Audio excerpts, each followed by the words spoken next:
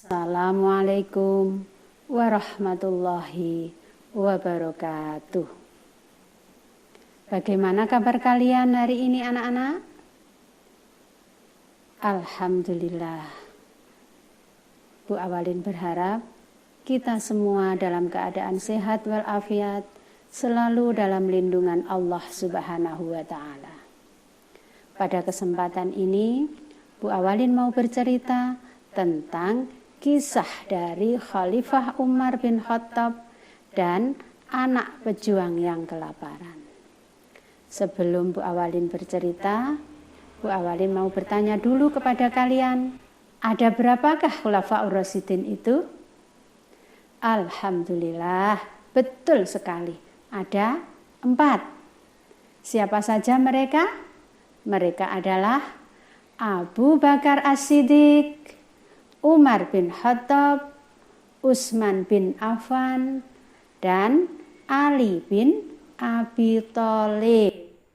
Ada 4 khalifah sahabat Rasulullah. Yang pertama adalah Abu Bakar As-Siddiq, 2 Umar bin Khattab, 3 Utsman bin Affan, yang keempat Ali bin Abi Thalib. Mari kita ikuti ceritanya sebagai berikut. Syahdan dahulu kala, di sebuah gurun pasir yang tandus dan gersang, di sebuah perkampungan terpencil, hiduplah seorang janda bersama dengan 3 anaknya yang masih kecil-kecil. Pada suatu malam, entah apa yang terjadi, sayup terdengar suara tangisan dari seorang anak kecil dari rumah sederhana. Tangisan mereka didengar oleh 2 orang yang sedang melakukan perjalanan pada malam itu. Mendengar suara tangisan tersebut, dalam hati keduanya bertanya.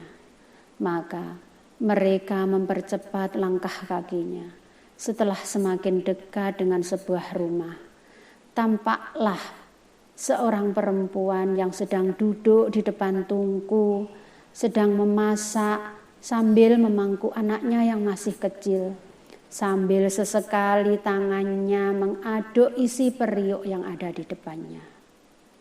"Lapar, Bu," suara parau keluar dari anaknya.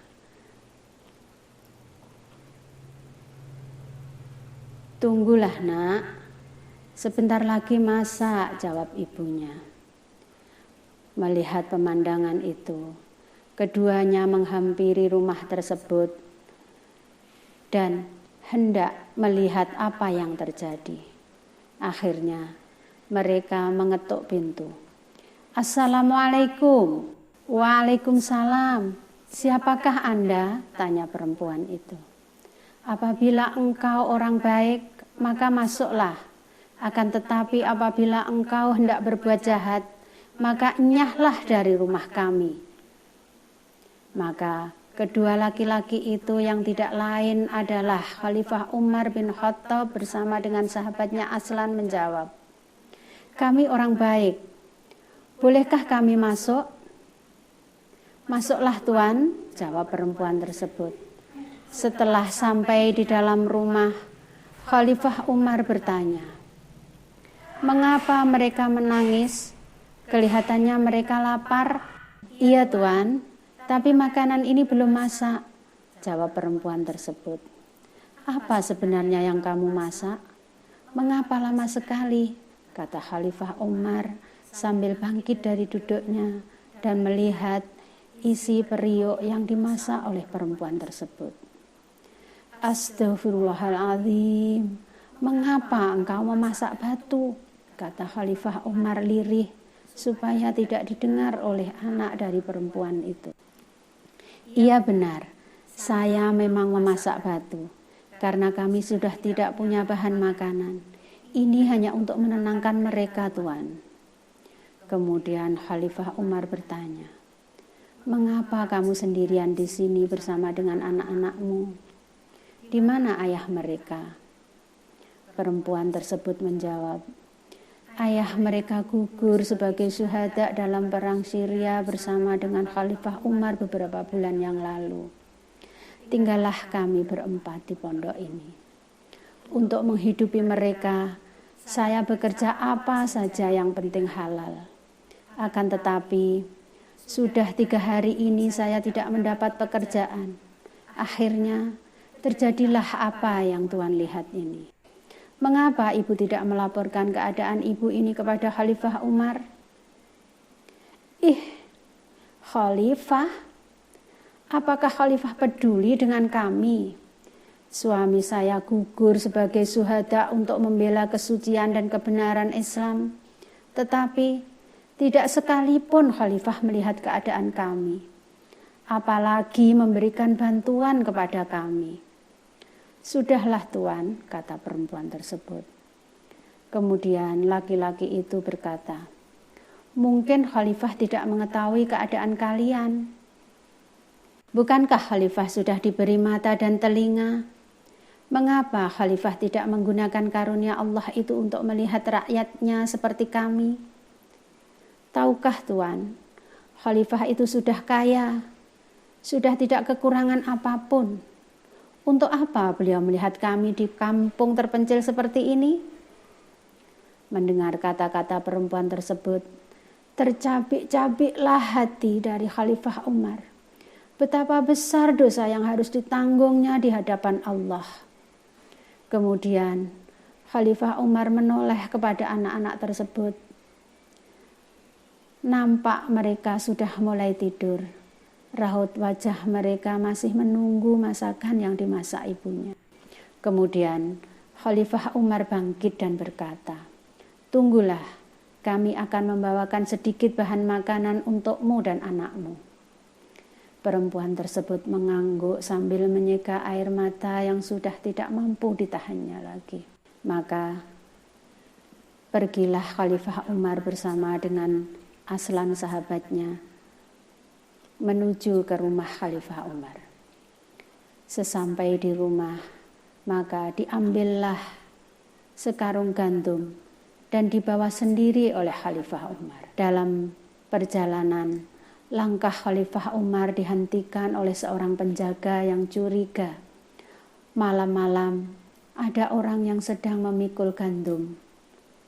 Tetapi, alangkah terkejutnya penjaga tersebut setelah mengetahui bahwa yang memikul gandum tersebut adalah Khalifah Umar bin Khattab. Maka penjaga tersebut kemudian berkata, biarlah saya yang membawakan gandum itu, tuanku, kata penjaga.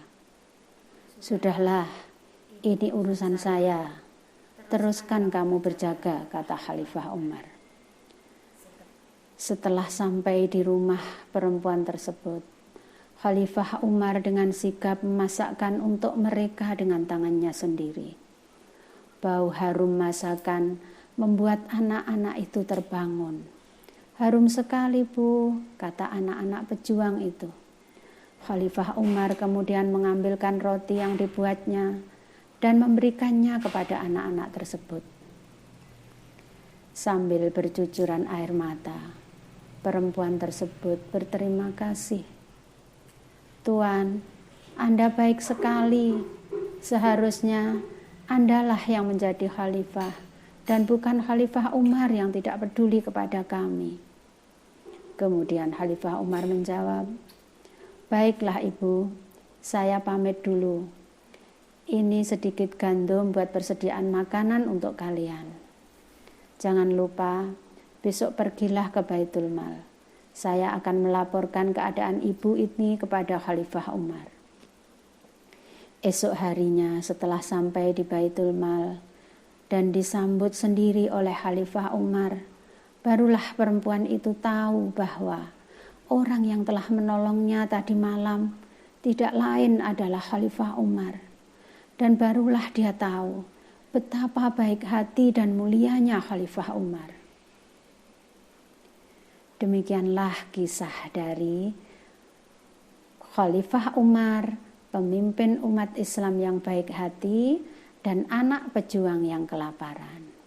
Mudah-mudahan kita dapat mengambil hikmah dari cerita tersebut. Akhirul kalam, wabillahi taufiq wal hidayah. Wassalamualaikum warahmatullahi wabarakatuh.